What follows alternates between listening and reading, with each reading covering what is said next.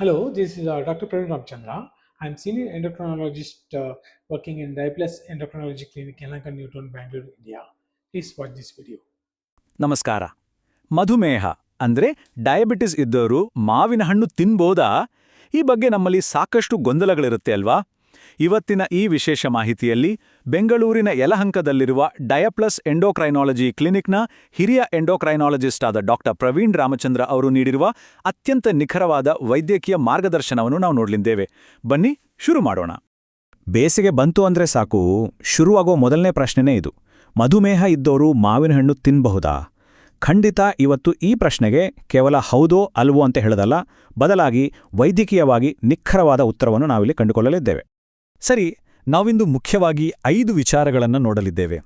ಮಾವಿನ ಹಣ್ಣಿನ ದೊಡ್ಡ ಪ್ರಶ್ನೆ, ಎಷ್ಟು ಪ್ರಮಾಣದಲ್ಲಿ ಹೇಗೆ ತಿನ್ನಬೇಕು ಅನ್ನೋ ನಿಯಮಗಳು, ಇದರ ಜೊತೆಗೆ ಬೇರೆ ಯಾವ ಆಹಾರ ಸೇರಿಸಬಹುದು, ಸರಿಯಾದ ತಳಿಯ ಆಯ್ಕೆ ಹಾಗೂ ಹಸಿ ಮತ್ತು ಮಾಗಿದ ಮಾವಿನ ನಡುವಿನ ವ್ಯತ್ಯಾಸ.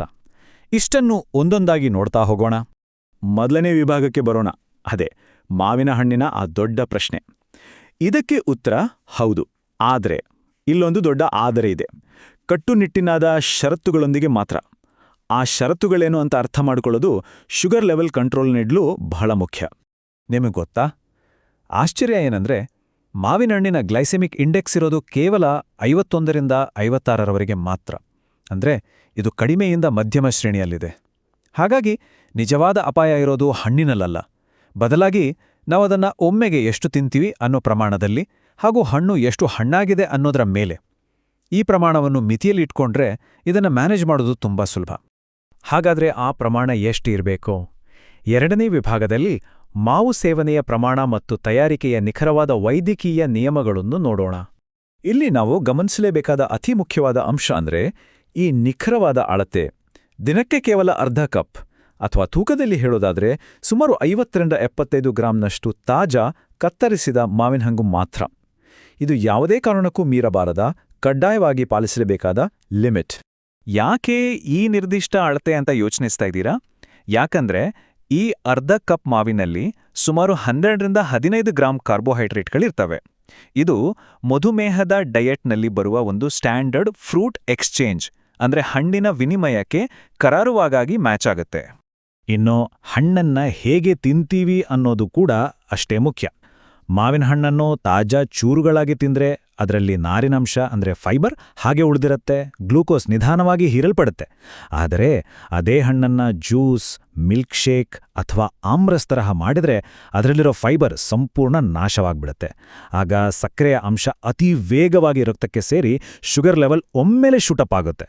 ಜೊತೆಗೆ ಜ್ಯೂಸ್ ಆದಾಗ ನಾವು ಅರಿವಿಲ್ಲದೆ ಅತಿಯಾಗಿ ಕುಡಿಯೋ ಸಾಧ್ಯತೆ ಕೂಡ ಹೆಚ್ಚು. ಹಾಗಾಗಿ ಜ್ಯೂಸ್ ರೂಪ ಖಂಡಿತ ಬೇಡವೇ ಬೇಡ. ಇನ್ನು ಮೂರನೇ ವಿಭಾಗ, ರಕ್ತದ ಸಕ್ಕರೆಯನ್ನು ನಿಯಂತ್ರಣದಲ್ಲಿಡಲು ಮಾವಿನ ಹಣ್ಣಿನ ಜೊತೆಗೆ ಬೇರೆ ಯಾವ ಆಹಾರ ಸೇರಿಸಬಹುದು, ಊಟದ ಸಮತೋಲನ ಹೇಗಿರಬೇಕು ಅನ್ನೋದನ್ನ ನೋಡೋಣ. ಆ ಅರ್ಧ ಕಪ್ ಮಾವಿನ ಹಣ್ಣನ್ನು ಹಾಗೆ ಸುಮ್ಮನೆ ತಿನ್ನೋ ಬದಲು ಅದರ ಜೊತೆಗೆ ಸ್ವಲ್ಪ ಪ್ರೋಟೀನ್ ಅಥವಾ ಫೈಬರ್ ಸೇರಿಸ್ಕೊಂಡ್ರೆ ಇನ್ನೂ ಒಳ್ಳೆಯದು. ಉದಾಹರಣೆಗೆ ಪ್ಲೇನ್ ಮೊಸರು, ಬಾದಾಮಿ, ವಾಲ್ನಟ್, ಪನೀರ್ ತುಂಡುಗಳು, ಬೇಯಿಸಿದ ಮೊಟ್ಟೆ, ಚಿಯಾ ಬೀಜಗಳು ಅಥವಾ ಗ್ರೀನ್ ಸಲಾಡ್. ಹೀಗೆ ಮಾಡೋದ್ರಿಂದ ಜೀರ್ಣಕ್ರಿಯೆ ನಿಧಾನವಾಗುತ್ತೆ, ಹಾಗೆ ಗ್ಲೂಕೋಸ್ ಮಟ್ಟ ಕೂಡ ಏರುಪೇರಾಗದೆ ತುಂಬ ಸ್ಥಿರವಾಗಿರುತ್ತೆ.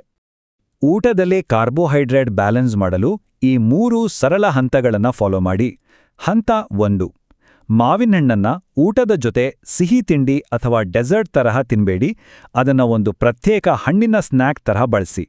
ಹಂತ 2, ಈಗ ತಾನೇ ಹೇಳಿದ ಹಾಗೆ ಪ್ರೋಟೀನ್ ಜೊತೆ ಸೇರಿಸಿ ತಿನ್ನಿ. ಹಂತ 3, ಮಾವಿನ ಹಣ್ಣು ತಿನ್ನೋ ಊಟದಲ್ಲಿ ಅದಕ್ಕೆ ಜಾಗ ಮಾಡಿಕೊಡಲು ಅನ್ನ ಅಥವಾ ರೊಟ್ಟಿಯಂತಹ ಪಿಷ್ಟದ ಅಂಶಗಳನ್ನು ಸ್ವಲ್ಪ ಕಡಿಮೆ ಮಾಡಿ. ಸಣ್ಣ ಅಡ್ಜಸ್ಟ್ಮೆಂಟ್ ಅಷ್ಟೇ. ಈಗ 4ನೇ ವಿಭಾಗಕ್ಕೆ ಬರೋಣ, ತಳಿಯ ಆಯ್ಕೆ. ನಮ್ಮ ಭಾರತದಲ್ಲಿ ಎಷ್ಟೊಂದು ಬಗೆಯ ಮಾವಿನ ಹಣ್ಣುಗಳಿವಲ್ವಾ? ಅದರಲ್ಲಿ ಯಾವುದನ್ನು ಆರಿಸ್ಕೊಳ್ಬೇಕು ಅಂತ ಈಗ ನೋಡೋಣ. ತಳಿಗಳ ಬಗ್ಗೆ ಹೇಳೋದಾದ್ರೆ ನಮ್ಮ ಕರ್ನಾಟಕದ ಬಾದಾಮಿ ಮತ್ತು ಆಲ್ಫೋನ್ಸೋ ತಳಿಗಳು ತುಲನಾತ್ಮಕವಾಗಿ ಕಡಿಮೆ ಗ್ಲೈಸೆಮಿಕ್ ಇಂಡೆಕ್ಸ್ ಹೊಂದಿರೋದ್ರಿಂದ ಅವು ಸ್ವಲ್ಪ ಸೇಫ್ ಅಂತಾನೆ ಹೇಳ್ಬೋದು. ಆದರೆ ದಶೇರಿ, ಚೌಸಾ ಮತ್ತು ಕೀಟ್ನಂತಹ ಉತ್ತರ ಭಾರತದ ತಳಿಗಳು ವಿಪರೀತ ಸಿಹಿಯಾಗಿರ್ತವೆ. ಅಂದ್ರೆ ಅದಲ್ಲಿ ಸಿಂಪಲ್ ಶುಗರ್ ಜಾಸ್ತಿ ಇರುತ್ತೆ. ಹಾಗಾಗಿ ಅಂಥವುಗಳನ್ನ ತಿನ್ನುವಾಗ ಪ್ರಮಾಣದ ಬಗ್ಗೆ ಅತಿ ಹೆಚ್ಚು ಎಚ್ಚರಿಕೆ ವಹಿಸಲೇಬೇಕು. ಆದರೆ ಇಲ್ಲೊಂದು ಸುವರ್ಣ ನಿಯಮ ಇದೆ, ನೆನ್ಪಿಟ್ಕೊಳ್ಳಿ.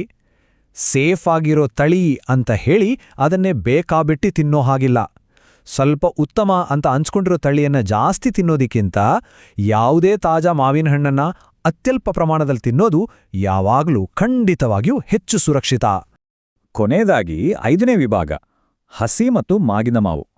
ಹಣ್ಣು ಮಾಗಿದಾಗ ಅದರೊಳಗೆ ಆಗುವ ರಾಸಾಯನಿಕ ಬದಲಾವಣೆಗಳು ಏನೇನು ಅಂತ ತಿಳ್ಕೊಳ್ಳೋಣ. ಇದರೊಳಗಿನ ರಸಾಯನಶಾಸ್ತ್ರ ನಿಜಕ್ಕೂ ಬೆರಗುಗೊಳಿಸುವಂತಿದೆ. ಉದಾಹರಣೆಗೆ 100 ಗ್ರಾಂ ಹಸಿ ಮಾವಿನಲ್ಲಿ ಕೇವಲ 15 ಗ್ರಾಂ ಕಾರ್ಬೋಹೈಡ್ರೇಟ್ ಮತ್ತು 1 ರಿಂದ 2 ಗ್ರಾಂ ಮಾತ್ರ ಸಕ್ಕರೆ ಇರುತ್ತೆ. ಆದರೆ ಅದೇ ಮಾವು ಹಣ್ಣಾದಾಗ ಅದರೊಳಗಿನ ಕಾಂಪ್ಲೆಕ್ಸ್ ಸ್ಟಾರ್ಚ್ ನೇರವಾಗಿ ಸಿಂಪಲ್ ಶುಗರ್ ಆಗಿ ಬದಲಾಗ್ಬಿಡುತ್ತೆ. 100 ಗ್ರಾಂ ಮಾಗಿದ ಮಾವಿನಲ್ಲಿ ಸುಮಾರು 23 ರಿಂದ 25 ಗ್ರಾಂ ಕಾರ್ಬೋಹೈಡ್ರೇಟ್ ಮತ್ತು ಬರೋಬ್ಬರಿ 22 ರಿಂದ 23 ಗ್ರಾಂ ಸಕ್ಕರೆ ಇರುತ್ತೆ. ಅಂದ್ರೆ ಕೇವಲ ಹಣ್ಣು ಮಾಗಿದ ತಕ್ಷಣ ಅದರ ಕಾರ್ಬೋಹೈಡ್ರೇಟ್ ಹೊರೆ ಬಹುತೇಕ ಡಬಲ್ ಆಗುತ್ತೆ. ಈ ಕಾರಣದಿಂದಲೇ ಅರೆ ಮಾಗಿದ ಅಥವಾ ಸ್ವಲ್ಪ ಹಸಿಯಾಗಿರುವ ಮಾವಿನ ಹಣ್ಣುಗಳನ್ನು ಆರಿಸ್ಕೊಳ್ಳೋದು ರಕ್ತದ ಗ್ಲೂಕೋಸ್ ಮಟ್ಟವನ್ನು ಕಂಟ್ರೋಲ್ನಲ್ಲಿ ಇಡಲು ಬಹಳ ಸಹಾಯ ಮಾಡುತ್ತೆ. ಯಾಕಂದ್ರೆ ಹಸಿ ಮಾವಿನಲ್ಲಿ ರೆಸಿಸ್ಟೆಂಟ್ ಸ್ಟಾರ್ಚ್ ಮತ್ತು ಫೈಬರ್ ಹೆಚ್ಚಾಗಿರುತ್ತೆ. ಆದರೆ ಪೂರ್ತಿ ಹಣ್ಣಾಗಿ ಮಾಗಿದ ಮಾವಿನಲ್ಲಿ ಶುಗರ್ ಕಂಟೆಂಟ್ ಜಾಸ್ತಿಯಾಗಿ ಅದರ GI ಲೆವೆಲ್ 60ರವರೆಗೂ ಹೋಗ್ಬೋದು. ಈ ಚಿಕ್ಕ ವಿಷಯ ನಮಗೆ ಗೊತ್ತಿದ್ರೆ ನಮ್ಮ ಆರೋಗ್ಯ ನಮ್ಮ ಕೈನಲ್ಲೇ ಇರುತ್ತೆ ಅಲ್ವಾ? ಇದೆಲ್ಲದರ ಸಾರಾಂಶವಾಗಿ ಡಾಕ್ಟರ್ ಪ್ರವೀಣ್ ರಾಮಚಂದ್ರ ಅವರು ಹೇಳುವ ಈ ಒಂದು ಪ್ರಬಲವಾದ ಮಾತು ಇಡೀ ವೈದ್ಯಕೀಯ ಮಾರ್ಗಸೂಚಿಯನ್ನೇ ನಮ್ಮ ಮುಂದಿಡ್ತದೆ. ಮಧುಮೇಹ ಇರುವವರು ಯಾವುದೇ ಮಾವಿನ ಹಣ್ಣನ್ನು ತಿನ್ನಬಹುದು, ಆದರೆ ಕೇವಲ ಸಣ್ಣ ತಾಜಾ ಪ್ರಮಾಣದಲ್ಲಿ ಮಾತ್ರ, ಜ್ಯೂಸ್ ರೂಪದಲ್ಲಿ ಎಂದಿಗೂ ಅಲ್ಲ, ಮತ್ತು ಕಾರ್ಬೋಹೈಡ್ರೇಟ್ ಭರಿತ ಪೂರ್ಣ ಊಟದ ಜೊತೆಗೆ ಹೆಚ್ಚುವರಿಯಾಗಿಯೂ ಎಂದಿಗೂ ಸೇವಿಸಬಾರದು. ಇದು ನಮ್ಮ ತಲೆಯಲ್ಲಿ ಸದಾ ಇರಬೇಕು. ನೋಡಿದ್ರಲ್ಲ, ಸರಿಯಾದ ವೈದ್ಯಕೀಯ ಜ್ಞಾನವಿದ್ರೆ ಅನಗತ್ಯ ಭಯವನ್ನು ಬಿಟ್ಟು ಜೀವನದ ಸಣ್ಣ ಸಣ್ಣ ಖುಷಿಗಳನ್ನ ಮರಳಿ ಪಡೆಯಬಹುದು. ಯಾವುದೇ ಆಹಾರವನ್ನ ಶತ್ರುವಿನಂತೆ ನೋಡುವ ಅಗತ್ಯವಿಲ್ಲ. ಈ ನಿಖರವಾದ ಮಾರ್ಗಸೂಚಿಗಳೊಂದಿಗೆ ಮುಂದಿನ ಮಾವಿನ ಸೀಸನ್ ಅನ್ನು ನಾವು ಖಂಡಿತವಾಗಿಯೂ ಹೆಚ್ಚು ಸುರಕ್ಷಿತವಾಗಿ ಎಂಜಾಯ್ ಮಾಡಬಹುದು ಅಂತ ನಂಬಿದ್ದೀವಿ. ಹೀಗೆಯೇ ನಮ್ಮ ದೈನಂದಿನ ಆಹಾರ ಪದ್ಧತಿಯಲ್ಲಿ ಇನ್ನೇನೇನು ಸಣ್ಣ ಬದಲಾವಣೆಗಳನ್ನು ತಂದುಕೊಂಡ್ರೆ ನಮ್ಮ ಆರೋಗ್ಯದ ಮೇಲೆ ದೊಡ್ಡ ಮ್ಯಾಜಿಕ್ ಮಾಡಬಹುದು ಅಲ್ವಾ? ಯೋಚನೆ ಮಾಡಿ. ಈ ಮಾಹಿತಿ ನಿಮಗೆ ಉಪಯುಕ್ತವಾಗಿದೆ ಅಂತ ಭಾವಿಸ್ತೀವಿ.